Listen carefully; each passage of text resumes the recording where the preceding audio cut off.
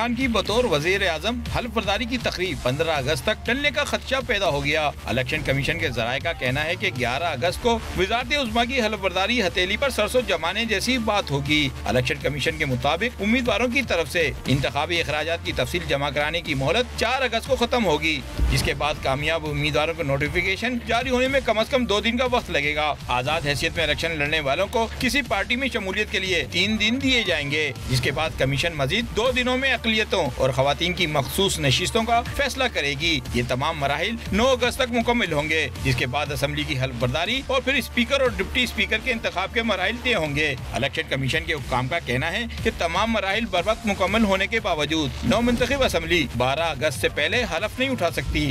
دوسری طرف تحریک انصاف کے ترجمان فواد چودھری نے بھی 11 اگست کو وزارت عظمیٰ کی حلف برداری کو ناممکن قرار دیا ہے۔ فواد چودھری کا کہنا ہے کہ کوشش ہوگی کہ عمران خان 14 اگست کو یوم آزادی پر حلف اٹھائیں۔